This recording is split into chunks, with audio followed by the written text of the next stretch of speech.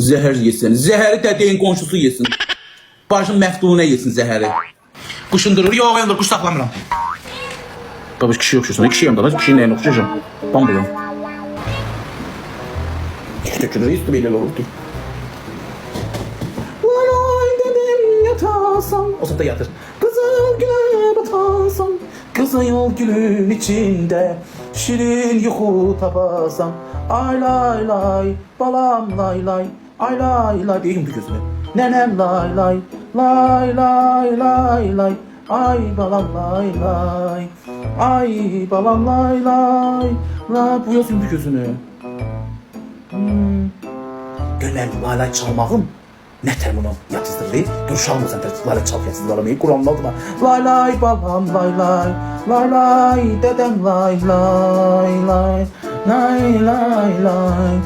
Gönlüm bir teki getirme ayağımın üstüne koyun gelinim yatsın. Mutluk değil mi? Mutluk karnına bak. Mutluk. Daha şu altıki sarı qalıb, ağzını çirkiydi axanda qan kimi. Nağdakı da yudum getmədi bax, əldə qalıb qaldı bir qırıqda. Mən onu nə bu şampunla da yürüyorum, öz şampunlarımla getmir. Ağam, ay ay ay ay! Elə işlədi ya. Heyasız! Çörək eləni çişliysən az. Kişi kimi, çıxsın az. Kişi olub dünyanı dağıdır, kişi kimi qışqırdı. Kes! Dişik. Nə o mənim kişiliyimə? Bu saatdə bunu oturup baxanda bu ağılda olacaq. Kürü koyup tepene, bu saat oturup baksana. Bu yayında yazırsansa, demek bu yayına girmişse sen de bana bakırsan da, onu ben ağıldasam. Fıstırık melekken oğlusu da be.